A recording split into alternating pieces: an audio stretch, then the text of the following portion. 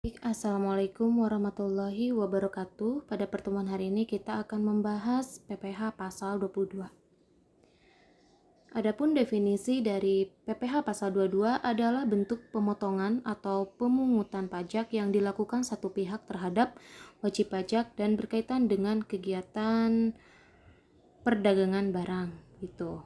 Jadi untuk PPh pasal 22 ini dia dikenakan pajaknya itu untuk kegiatan perdagangan barang. Beda halnya dengan PPh pasal 21 yang sudah kita bahas pada minggu kemarin, itu berkaitan dengan penghasilan wajib pajak atau badan ya. Pajak penghasilan pasal 22 dikenakan badan-badan usaha tertentu, baik milik pemerintah maupun swasta yang melakukan kegiatan perdagangan, ekspor atau impor barang. Contohnya seperti perusahaan BUMN, kemudian ada pelumas, minyak bumi, emas, barang mewah ya. Nanti kita akan bahas. Oke.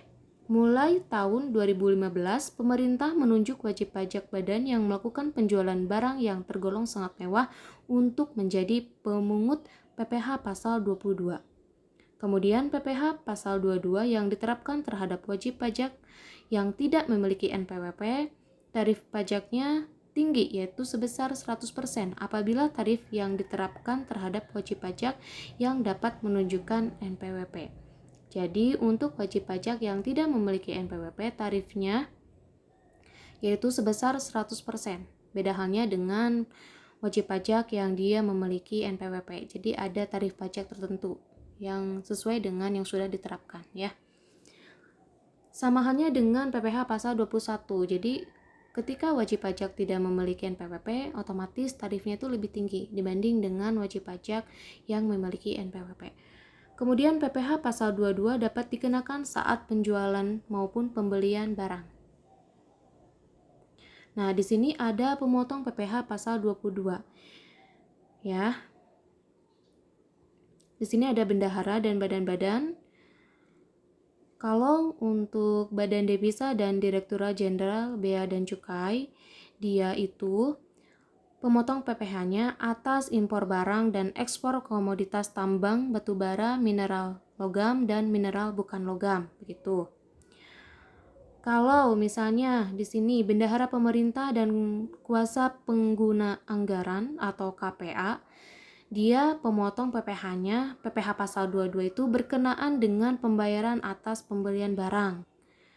Ada bendahara pengeluaran juga, dia pemotong PPh-nya atas pembayaran pembelian barang yang dilakukan dengan mekanisme uang persediaan atau UP ya. Kemudian yang keempat, ada kuasa pengguna anggaran.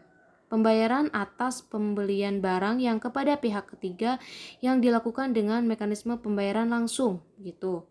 Nah, kemudian bagaimana dengan BUMN dan industri dan eksportir? Oke, kalau badan usaha milik negara, dia pemotong PPh pasal 22-nya maksud saya itu untuk BUMN ya.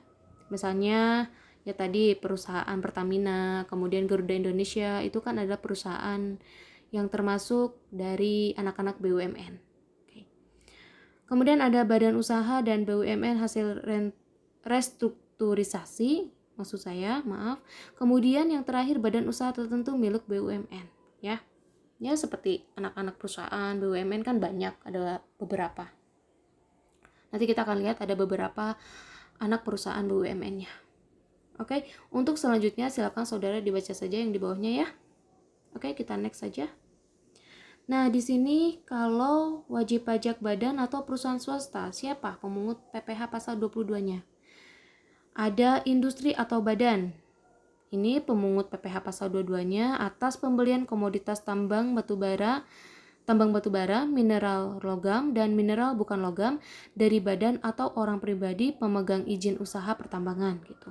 Kemudian badan usaha ini pemungut PPh-nya atas usaha industri semen, industri kertas, industri baja, industri otomotif, dan industri farmasi.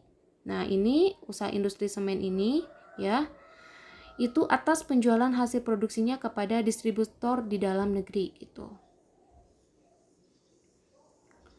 Kemudian yang lainnya silakan saudara dibaca saja.